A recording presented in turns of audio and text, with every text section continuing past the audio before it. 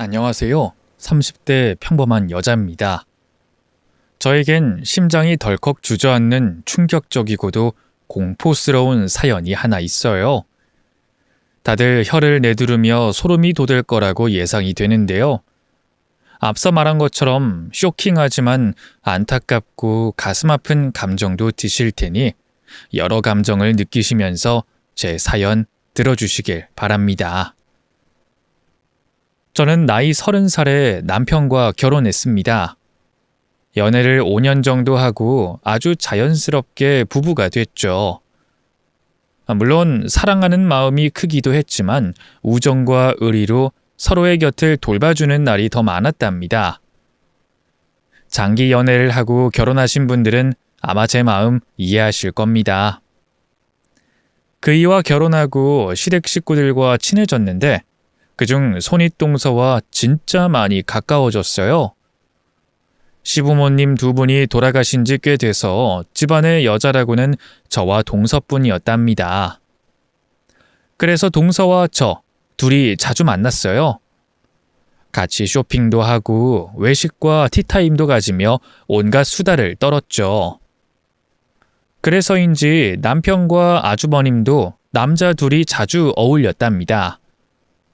둘 다 운동을 좋아해서 둘이 골프도 치러 다니고 술을 좋아해 형제끼리 속사정을 털어놓으며 자주 진지한 술자리를 가지기도 했답니다. 그렇다고 남녀를 완전히 가르고 다닌 건 아니에요. 동서 부부와 저희는 한 달에 한 번씩 동반으로 캠핑하러 다녔고 때때로 해외여행도 다니면서 친목을 다졌답니다. 저는 결혼과 동시에 직장을 그만뒀어요. 남편이 사업가인데 아무래도 자기는 내조가 필요하고 집에 들어오면 항상 제가 있으면 좋겠다고 설득해서 주부로 살기로 했죠. 동서 역시 주부이긴 했는데 돈이 많은 부자 주부였어요. 태어나길 금수저로 태어나서 잘 살았다고 해요. 동서 아버지가 사업체를 여러 개 하셔서 갖고 싶은 건 다 가지면서 살았다네요. 그리고 몇 년 전 돌아가신 아버지한테 큰 상가를 물려받아 일을 하지 않아도 먹고 사는데 아무런 지장이 없었답니다. 매달 통장에 찍히는 임대료만 해도 억소리가 날 만큼 가치 있는 상가의 주인이었죠. 그래서 동서가 저에게 많은 것을 베풀었어요. 쇼핑하면 꼭 제 것까지 사주셨고 제 친정 부모님 생신에 돈봉투를 주며 축하해 주기도 했답니다. 동서는 금전적으로도 많이 베풀었지만 마음도 참 예쁜 사람이었어요. 항상 친절하고 배려가 몸에 배어 있는 데다가 제 이야기를 항상 귀 기울여주고 조언과 격려를 많이 해줬답니다. 이런 동서에게도 근심이 하나 있었어요. 어릴 적 부모님이 이혼하시고 아버지 손에서 자랐는데 엄마를 20년 가까이 만나지 못했다고 하더라고요. 그리고 동서 아버지는 제가 결혼하기 전에 돌아가셨답니다. 동서는 어느 날 저에게 떨리는 일이 생겼다며 부탁 하나를 해도 되겠냐고 하더라고요. 동서, 나 이번 주 일요일에 엄마 만나기로 했어. 근 20년 만이야. 그런데 혼자 가려니까 너무 떨려서 안 될 것 같아. 동서가 나랑 같이 가주면 안 될까? 동서가 내 옆에 있으면 하나도 떨지 않을 것 같아서 말이야. 이에 저는 깜짝 놀라기도 했고 축하하는 미소를 지었습니다. 형님, 어머님 만나기로 하셨어요? 정말 잘했어요. 생각 잘하셨어요. 요 며칠 근심이 가득 차 보이더니 어머니 때문이었군요. 당연히 제가 같이 가야죠. 제가 형님 동생이니 형님 어머니는 저한테도 어머니 아니겠어요. 저도 그동안 형님 어머니가 어떤 분인지 궁금했는데 정말 잘 됐어요. 역시 동서는 내 부탁 들어주는구나. 고마워 동서. 대신 내가 맛있는 거 사줄게. 주말에 엄마랑 셋이서 좋은 데 가자. 그래서 일요일에 동서와 동서 모친을 만나러 갔습니다. 조용하고 한적한 카페에서 모녀가 상봉했는데 두 사람은 어색하게 인사를 하고 자리에 앉았어요. 제가 옆에서 수다스럽게 굴면 안 될 것 같아 똑같이 진중하게 앉아 있었답니다. 두 사람은 각자 어떻게 살아왔는지 이야기를 주고받고 있었는데 동서 모친은 고생을 꽤 많이 하셨더라고요. 동서 부친과 이혼하며 위자료를 거의 받지 못하고 나와 홀로 식당에서 평생 일해왔다고 했습니다. 주연아, 미안하다. 그런데 엄마가 널 일부러 찾지 않은 게 아니야.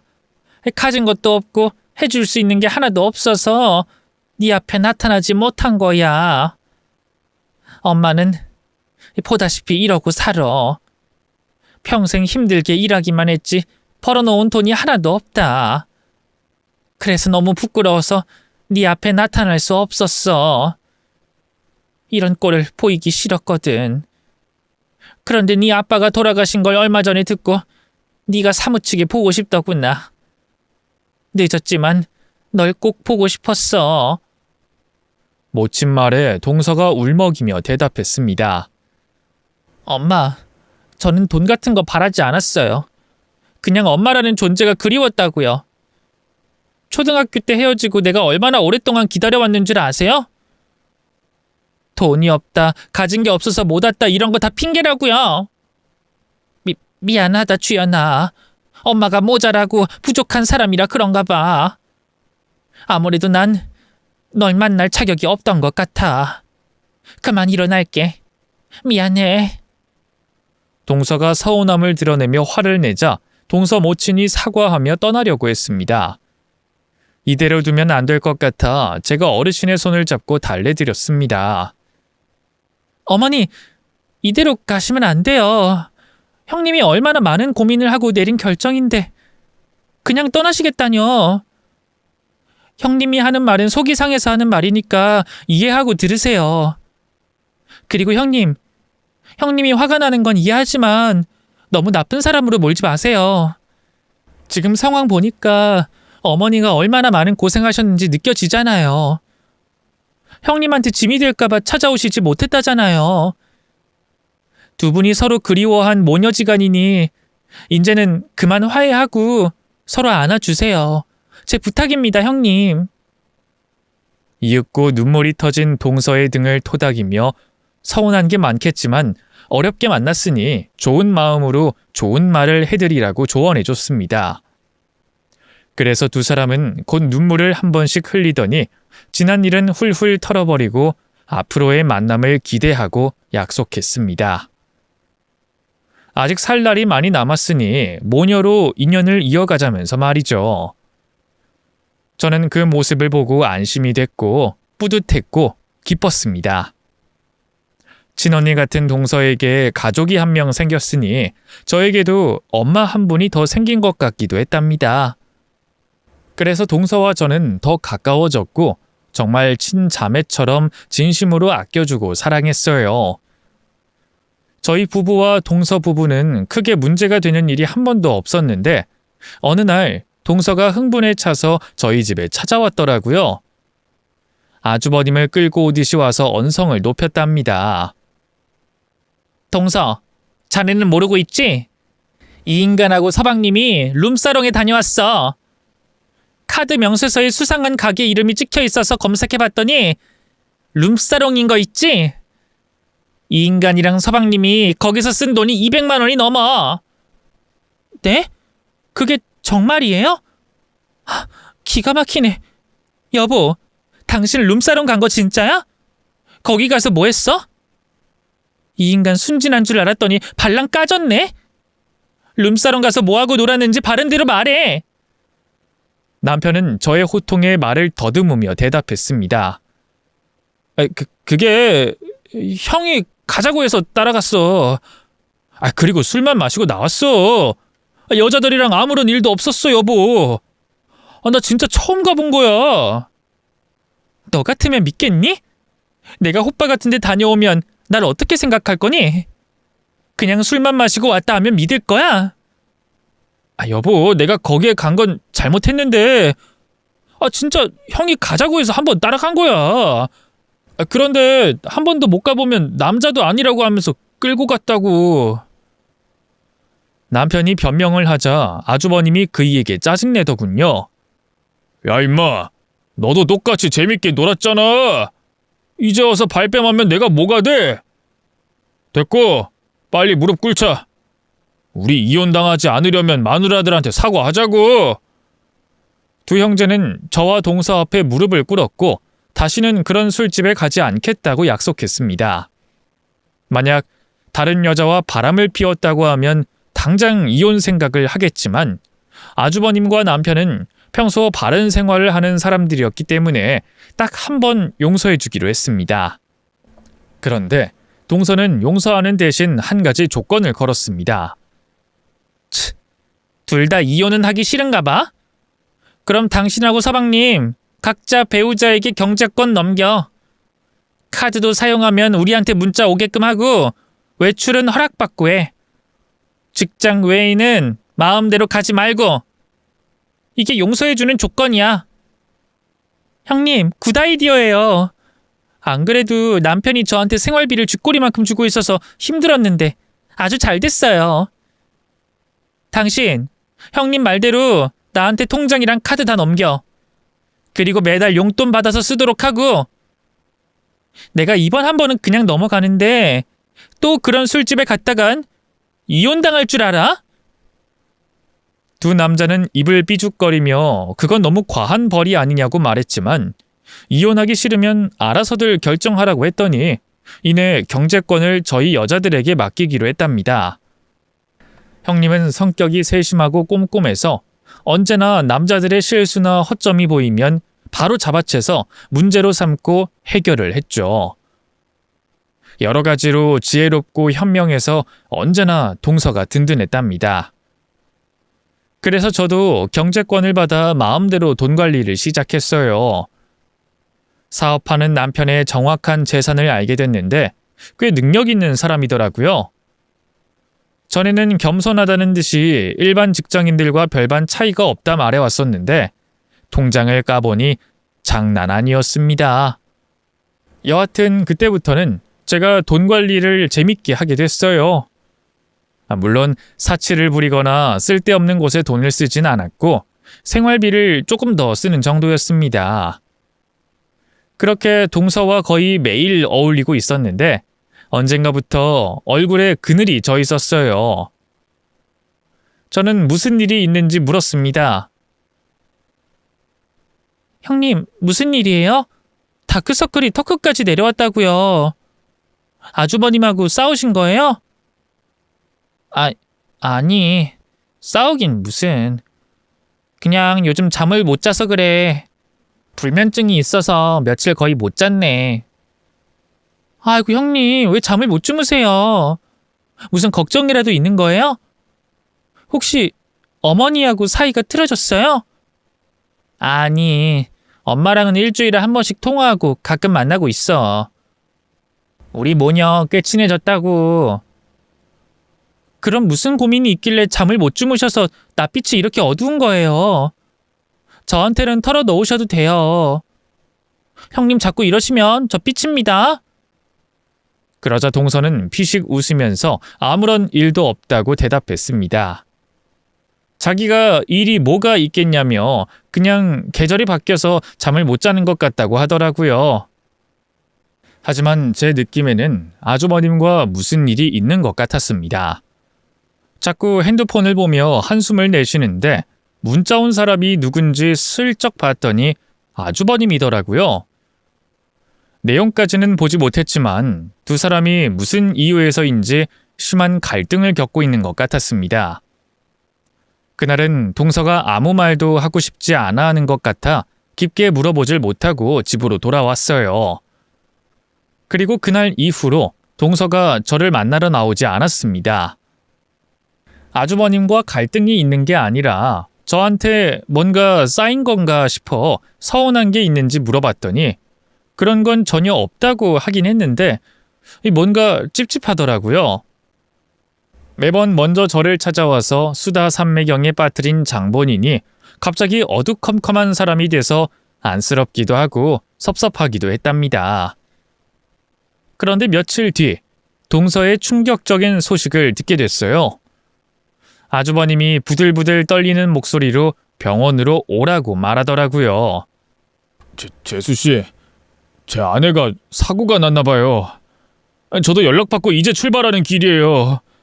재수 씨한테 먼저 알려야 할 것 같아서 연락했어요. 네? 뭐라고요? 형님이 사고를 당해요? 어디서 무슨 사고가 났는데요? 아파트 계단에서 굴렀나 봐요.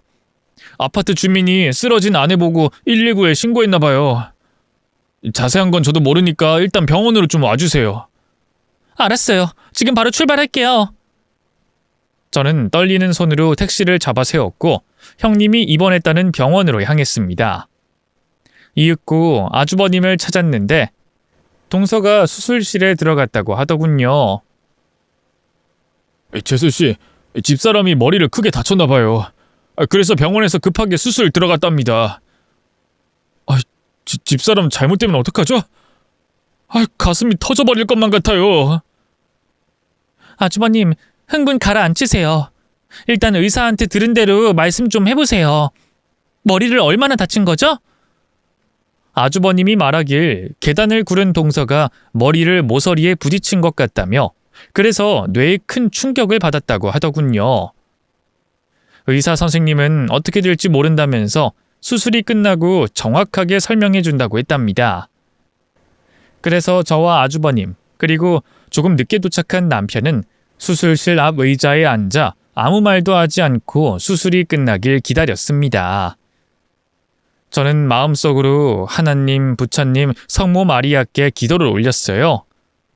제발 동서를 무사하게 해달라고, 데려가지 말아달라고 했답니다. 수술은 한참 동안 진행됐어요. 거의 7시간이 지나서야 녹색 수술복을 입은 의사가 나오더군요. 저희 세 사람은 벌떡 일어나서 동서의 상태를 물었습니다. 그러자 의사는 고비는 넘기긴 했지만 깨어나는 건 환자의 몫이라며 기다리는 것 말고는 더는 할 수 있는 게 없다고 말했습니다. 확률로 따지자면 50대 50이라며 하늘의 운명을 맡기자고 하더라고요. 저는 너무 큰 충격을 받아서 눈물조차 나오지 않았습니다.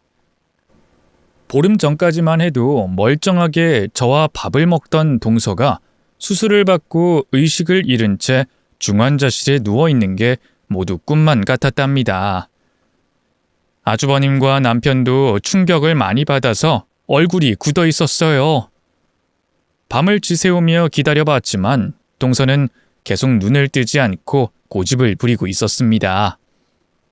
며칠 뒤 중환자실에서 일반 1인실로 옮겨졌는데 상태가 호전돼서가 아니라 치료할 게 남아있지 않았기 때문이었어요.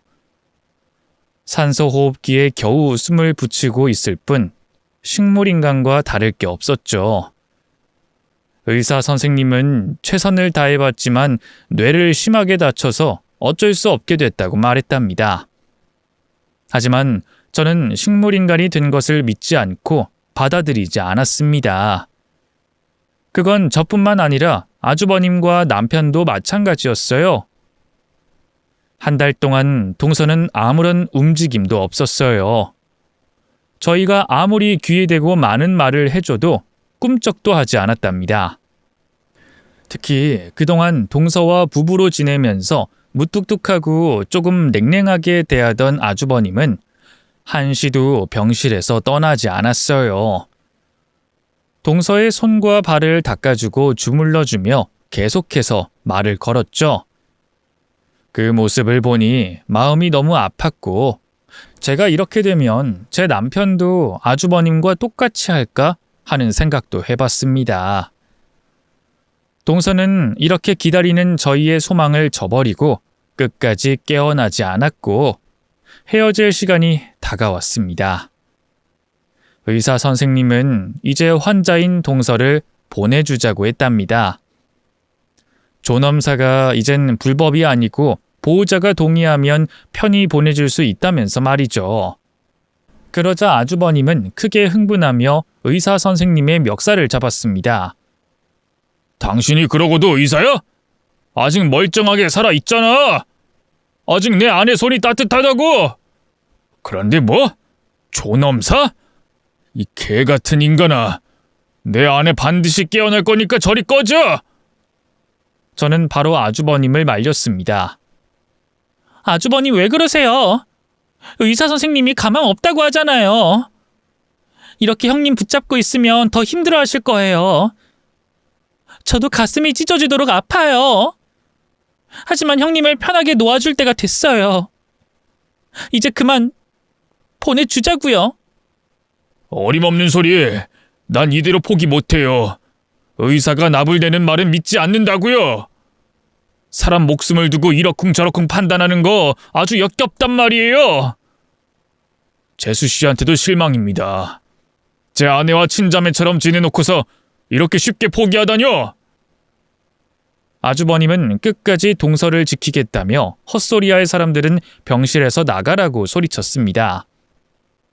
한편 동서의 어머니도 매일 저녁마다 병원에 들러서 동서의 손을 잡고 말없이 눈물만 흘리시고 돌아가셨습니다. 20년 만에 재회한 딸이 얼마 지나지 않아 이런 상태가 됐으니 얼마나 가슴 아프고 힘드셨을까요? 저는 마음의 준비를 하면서 병원과 집을 오갔습니다. 몇 달 뒤에는 매일 가지 않고 이틀에 한 번, 사흘에 한 번씩 가면서 동서 얼굴 보는 횟수를 줄여갔답니다. 제 정신마저 피폐해지고 너무 우울했으니 동서에겐 미안하지만 희망을 내려놨습니다. 그런데 세상에는 기적이라는 게 정말 있던 모양입니다. 집에서 혼자 살림하던 중 동서의 전화를 받게 됐어요. 동서 나야. 내 목소리 알겠어? 저는 비명을 지르며 놀랐어요. 형님? 정말 형님이세요? 이거 지금 꿈 아니죠? 어떻게 이런 일이... 형님! 왜 이제야 깨어났어요? 저 그동안 얼마나 가슴 아파했는지 아세요? 동서 미안해. 그리고 이거 꿈 아니야. 나 자네 형님 맞아. 많이 놀란 모양이구나. 동서, 난 자고 일어난 것 같은데 많은 시간이 흘렀나 봐. 형님, 진짜 깨어나신 거예요? 의사가 분명 가망이 없다고 했는데 이건 진짜 기적이에요. 형님, 바로 병원으로 달려갈게요. 아니야, 동서. 내가 깨어난 건 아무도 몰라. 동서, 나한테 오기 전에 내 부탁 하나만 들어주면 안 될까? 뭐지? 형님 말투가 아닌 것 같은데? 당신 누구야? 지금 장난 전화하는 거지? 아니야, 동서, 나야. 자네 형님이라고. 저는 목소리를 귀 기울여 들어봤는데 역시나 동서가 분명했습니다. 그래서 다시 눈물을 펑펑 쏟아내며 말했습니다. 형님, 진짜 형님 맞군요. 알았어요. 무슨 부탁이든 말씀만 하세요. 제가 다 들어드릴게요. 이거 아무한테도 말하지 않은 건데 사실은 내가 소유한 건물 말이야. 20층 상가 말이야. 내가 그걸 친엄마 만난 뒤에 선물로 드렸거든. 그런데 지금 생각해보니 잘못 결정한 일인 것 같아. 내가 지금 움직일 수도 없고 엄마 얼굴 보고 직접 건물 돌려달라고 말을 못할 것 같아. 동서가 나 대신 엄마한테 찾아가서 건물 명의를 다시 내 이름으로 바꿔줬으면 좋겠어. 형님, 건물을 어머니한테 드렸어요? 제가 되묻자 형님은 자신은 부유하게 잘 살고 있는데 어머니는 이혼 후 고생만 하면서 살아온 게 딱하고 가여워서 그랬다고 답하더라고요. 그런데 코마 상태에서 어머니에 대한 기억이 많이 떠올랐는데 별로 좋지 않은 기억이라고 말했습니다. 나는 엄마가 무조건 좋은 사람인 줄 알았어. 그래서 내 건물 넘겨드렸지. 그런데 생각해보니 20년 동안 날 한 번도 찾지 않은 사람이잖아. 그리고 어릴 적 기억이 떠올랐는데 엄마는 날 따뜻하게 대해준 적도 없었고 늘 남처럼 대했어. 그뿐만이 아니야. 아빠와 엄마가 이혼한 이유가 엄마 외도 때문이라는 게 기억났어. 아빠가 돌아가셔서 확인할 순 없지만 분명히 기억났어. 아빠가 엄마를 향해 바람 피운 년이라고 욕하면서 내쫓던 광경이 말이야. 네? 형님 어머니가 바람을 피워서 이혼했다고요? 겉으로 봐서는 전혀 그런 분 같지 않던데. 형님 기억이 왜곡된 건 아닐까요? 아니야, 내 기억이 맞아. 분명한 진실이라고. 동서, 난 그런 사람한테 아빠가 남겨주신 재산을 엄마한테 줄 수 없어. 내가 깨어나긴 했지만 언제 다시 의식이 잃을지 몰라서 동서한테 바로 이야기하는 거야. 내 부탁 들어줄 거지? 조금 의아한 이야기였지만 동서의 말을 믿고 대답했습니다. 네, 형님, 알겠어요. 어떤 마음인지 짐작이 돼요. 형님, 제가 다 알아서 할 테니까 형님은 정신 놓지 마세요. 응, 최선을 다해볼게. 그리고 동서, 내가 깨어난 건 비밀로 해줘. 엄마한테는 내가 사고 나기 전에 동서한테 건물 다시 받아와야겠다 말한 적이 있다고 하면 아마 돌려주겠지. 최소한 양심 있는 사람이라면 말이야. 그리고 내 남편과 서방님한테도 비밀로 해줘. 내가 깨어난 건 직접 서프라이즈 해줄 거야. 알았지? 저는 알겠다고 대답하고 남편과 아주버님께 잠시 비밀로 하기로 했답니다. 여하튼 이런 기적이 일어나 너무 기뻤습니다. 친언니 같은 동서가 살아서 돌아왔으니 더할 나위 없었죠. 그래서 전 동서의 말대로 먼저 동서의 집에 찾아갔습니다. 아주버님이 병원에 있어서 비밀번호를 전달받아서 혼자 들어갔죠. 그리고 동서 서재의 서랍에서 도장과 서류들을 챙겨 동서의 어머니를 찾아갔습니다. 일주일에 서너 번씩 병원에서 마주치긴 했었는데 밖에서 만나려니 많이 불편하더라고요. 아무래도 어려운 이야기를 꺼내야 할 것 같아서 그랬던 것 같습니다. 어머니, 그동안 잘 지내셨어요? 제가 갑자기 연락드려서 놀라셨죠? 아니에요. 내 딸이 색시를 친동생처럼 생각하고 있다는 걸 들었어요. 그럼 나한테도 딸인 셈인데 왜 놀라겠어요? 오히려 이렇게 찾아와 주니 감사할 따름입니다. 밥은 먹었어요? 내가 다른 건 몰라도 된장찌개는 아주 잘 끓입니다. 네? 아, 네.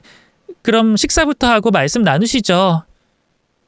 바로 건물에 대해 말하려고 했는데 입이 떨어지지 않았습니다. 그래서 일단 동서 어머니가 차려준 밥을 먹고 이런저런 가벼운 이야기를 먼저 꺼냈어요. 그러다 준비한 서류를 꺼내며 말했습니다. 저 어머니, 저희 형님한테 건물 받으신 걸로 알고 있어요. 실은 형님이 사고 나기 전에 어머니한테 그 건물 돌려받아야겠다고 말씀하신 적이 있어요. 아무래도 어머니가 그 건물을 다시 형님 명의로 넘겨주셨으면 해요. 네? 내 딸이 그렇게 말한 적이 있어요? 하긴 내가 그 건물 받을 자격이 있을 리가 없죠. 사실 난 그 건물 받지 않으려고 연신 거절했어요. 그런데 딸아이가 자기 소원이라고 해서 억지로 받았습니다. 그런데 딸아이도 자기가 잘못 선택한 걸 알았던 거겠죠. 네, 건물 명의 딸아이 앞으로 바꿀게요. 죄송해요, 어머님. 형님 뜻대로 해드리는 게 옳은 일 같아서요. 그럼 같이 부동산으로 가실까요? 제가 형님 도장이랑 서류들 다 준비해 왔어요. 잘했어요. 같이 나갑시다.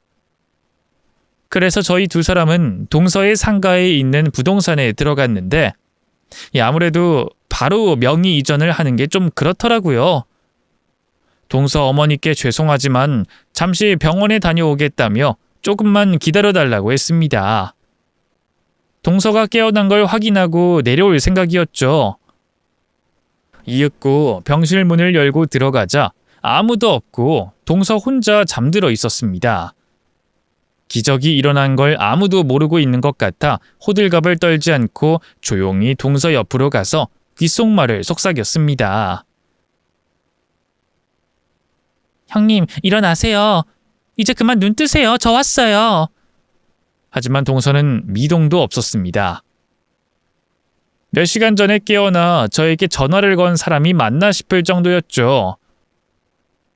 그런데 동서 핸드폰이 머리맡에 있는 걸 봐서는 진짜 깨어난 게 맞구나 하고 의심을 거뒀습니다. 잠시 후 병실 문이 열리며 누군가가 들어오길래 고개를 돌려봤더니 아주버님이 들어오고 있었답니다. 아주버님은 입꼬리가 웃고 있었는데 제 몸에 소름이 돋더군요. 그 순간 뭔가 이상하다 싶어서 바로 고개를 돌려 동서를 내려다봤습니다. 재수 씨 언제 왔어요? 아이고, 제 아내는 아직도 깨어날 생각이 없나 봐요. 아주버님 오셨어요? 많이 피곤하시겠어요. 집에 들어가서 좀 쉬세요. 여긴 제가 있을게요. 아닙니다. 제가 있을 곳은 아내 곁이 유일하죠.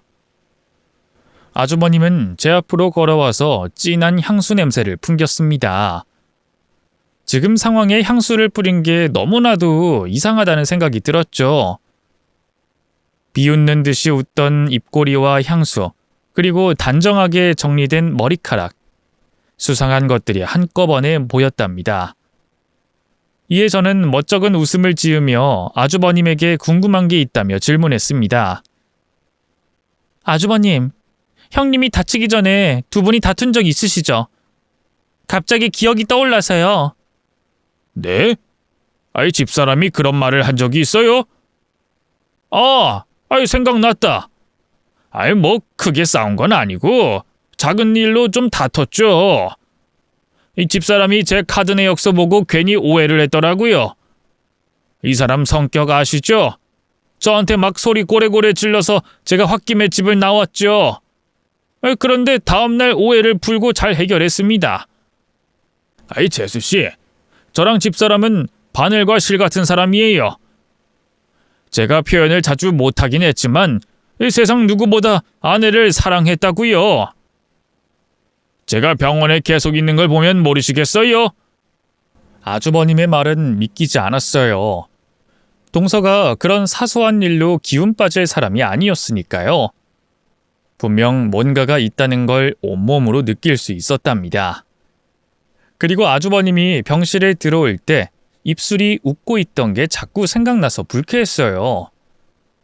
빨리 이곳에서 벗어나야겠다는 생각뿐이었습니다. 저는 먼저 일어날게요. 약속이 있는 걸 깜빡했네요. 약속이요? 그럼 얼른 가보셔야죠. 어디 좋은 데 가시나 봐요? 혹시 제 아내를 위해 뭔가를 해주려는 건가요? 그냥 하는 소리입니다. 얼른 가보세요. 여긴 제가 맡겠습니다, 재수씨. 또다시 입꼬리가 올라가는 걸 보고 소름이 끼쳤습니다. 저는 아무렇지 않게 병실을 나와서 심호흡을 했습니다. 그리고 동서가 깨어난 게 사실이 아니라는 걸 깨달았죠. 누군가 동서 목소리를 흉내낸 건지 변조를 한 건지는 모르겠지만 말투도 약간 다른 사람인 것 같은 확신이 들었습니다. 그래서 진실이 뭔지는 이 병실 앞을 지키고 있으면 뭐라도 나올 것 같아 몸을 숨겨가며 아주버님이 뭘 하는지 엿보고 있었습니다. 그런데 잠시 후 병원 복도에서 조금 전 아주버님한테 맡았던 향수 냄새가 나더라고요. 누군지 모르겠지만 이번 일에 개입되어 있는 사람이 오고 있다는 걸 느꼈어요. 그래서 저는 비상계단을 향해 몸을 숨기고 눈만 병실과 복도를 쳐다봤습니다. 그러자 동서 병실로 낯선 여자가 들어가는 걸 봤어요. 무슨 일이 벌어지는 건진 모르겠지만 아주버님이 뭔가를 꾸미고 있는 게 분명해 보여 까치발을 들고 병실 앞으로 걸어갔습니다. 그리고 문을 아주 조금 열고 엿듣기 시작했답니다. 두 사람이 대화하는 걸 동영상으로 찍으면서 말이죠. 자기야, 나왔어. 그런데 아직이야? 이제 곧 끝날 거야. 방금 재수씨 왔다 갔거든. 1층 부동산에 인연 애미가 와 있는 걸 조금 아까 확인도 했고 곧 건물 명의를 인연한테로 돌릴 거야. 야호! 그럼 이제 끝이네? 이 송장년 면상 안 보고 살아도 되는 거지? 자기야, 내가 큰 공을 세운 거 알지? 목소리 변조 프로그램으로 인연 목소리로 맞춰서 아주 똑같이 연기했잖아. 자기 재수가 다 믿은 거 맞지? 그런 것 같아. 조금 전에 그년이 왔다 갔는데 별 의심하는 것 같지 않아. 인연이 잠시 정신이 돌아왔다가 잃은 걸로 생각하는 것 같았어. 어쨌든 조금 있으면 모든 게 끝나. 20층 상가가 인연 명의로 돌아오면 바로 존엄사 시켜달라고 해야지. 그럼 그 상가는 남편인 내 차지가 된다고. 오빠, 그럼 우리 하와이 가서 사는 거야? 아싸! 이제 자기도 송장년 앞에서 쇼하는 거 다 끝났네. 이게 몇 달째야. 아우, 지겨워. 야, 그런 말 하지 마라. 내가 이렇게 쇼에서 별다른 의심받지 않은 거라고. 너랑 내가 바람 피우다 걸려서 집에서 싸우다가 인연이 헷가닥한 거 아니야.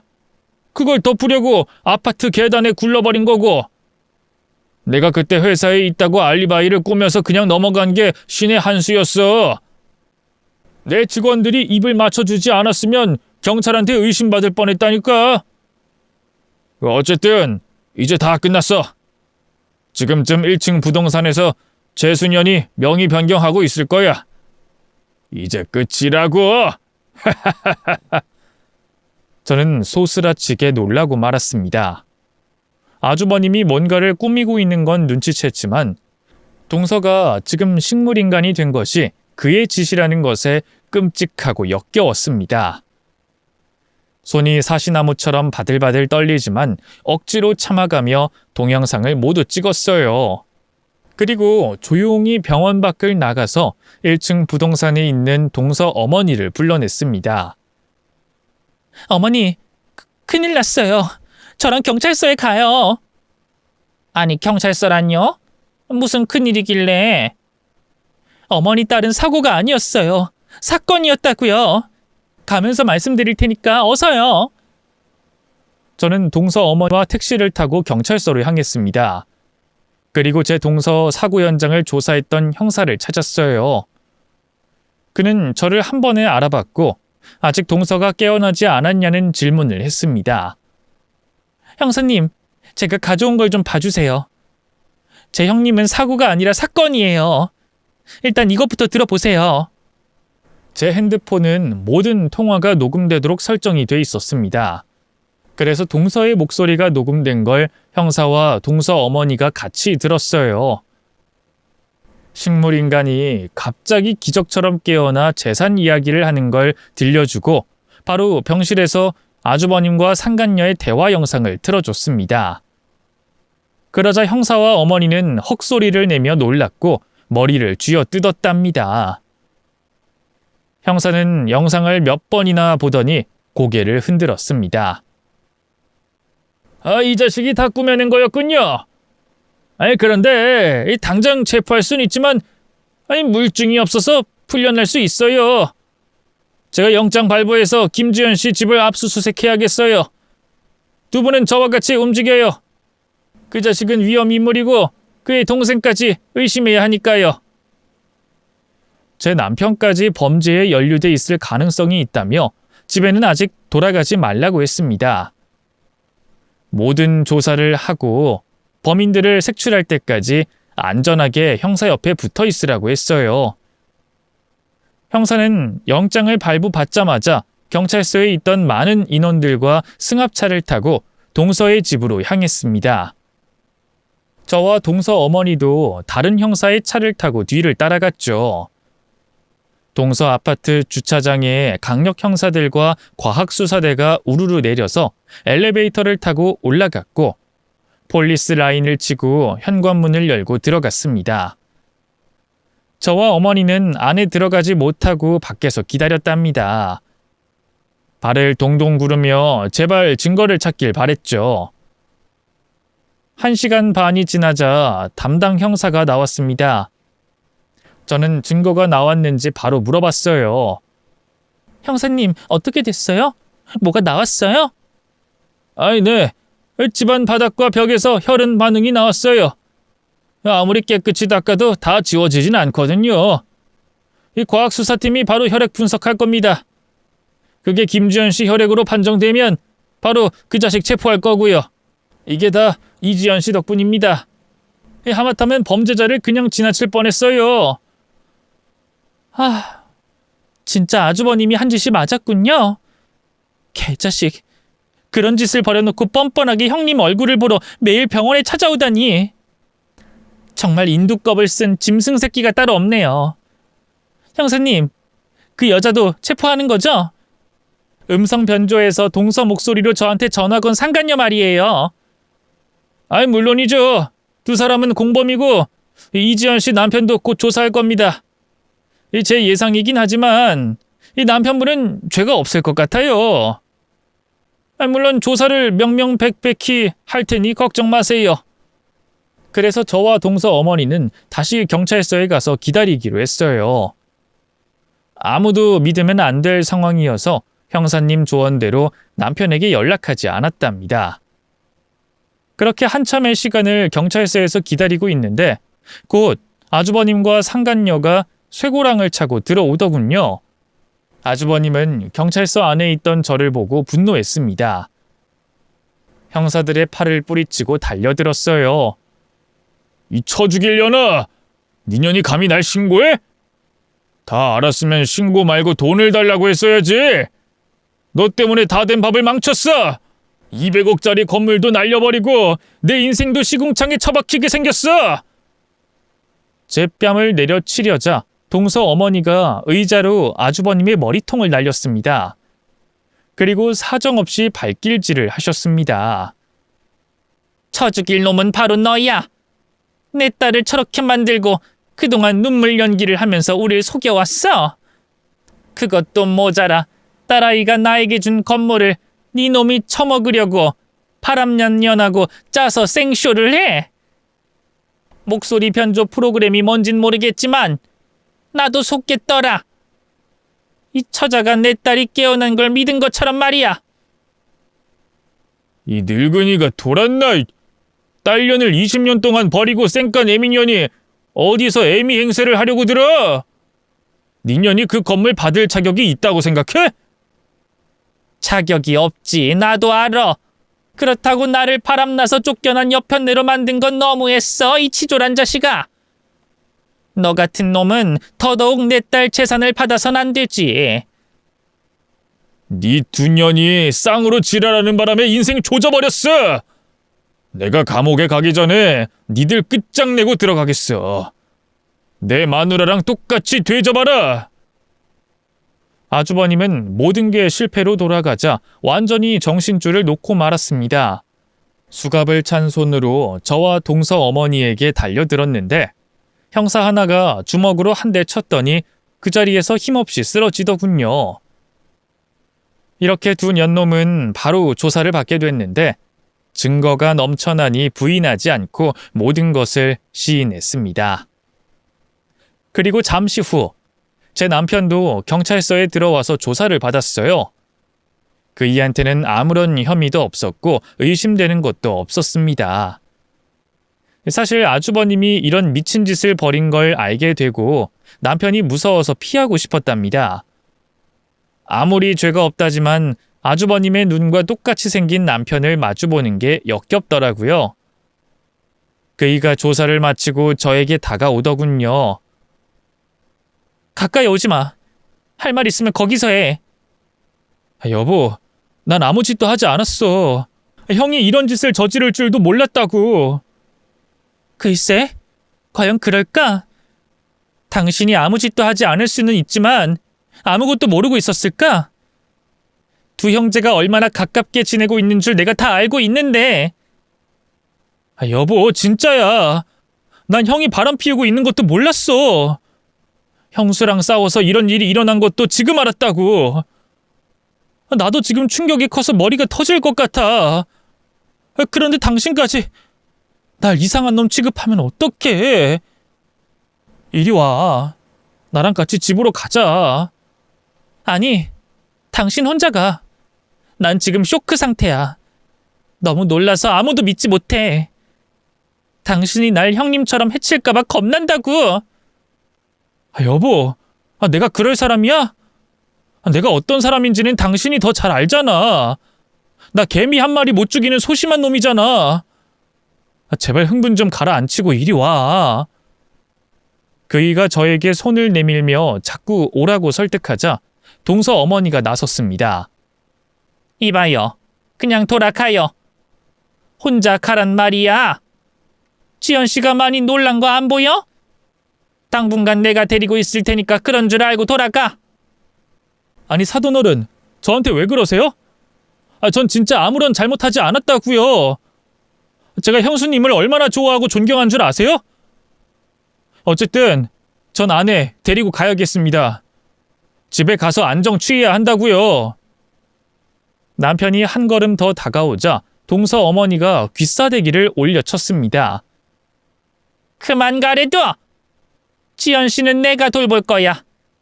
내 딸과 친자매와 다름없었으니 지연 씨도 내 딸이야. 아 진짜. 사돈어른, 그러는 거 아닙니다. 아무리 내 형이 미친 짓 했어도 난 억울해요. 그리고 당신 나중에 후회할 거야. 그이는 뺨 한 대를 맞고는 짜증을 내고 떠났습니다. 그렇게 아주버님과 상간녀는 유치장에서 검찰 조사를 받으러 이동했고 얼마 뒤 재판을 받고 큰 벌을 받게 됐답니다. 모든 게 끝이 나고 어머니와 동서가 있는 병원으로 돌아갔어요. 동서 어머니는 보호자로서 이제 존엄사를 결정해 보내주겠다고 사인을 하셨습니다. 저는 동서를 보내기 전에 손을 잡고 마지막 말을 남겼습니다. 형님, 저예요. 이제 다 끝났어요. 형님을 이렇게 만든 놈이랑 연을 감옥에 보냈어요. 이제 편히 눈 감으세요. 사랑해요, 언니. 그리고 동서 어머니도 동서에게 미안하고 사랑한다는 말을 남기셨습니다. 이윽고 의사 선생님이 산소호흡기를 떼자 동서는 세상을 금세 떠나버렸어요. 저와 어머니는 동서의 장례식을 치르고 어머니 댁으로 돌아갔습니다.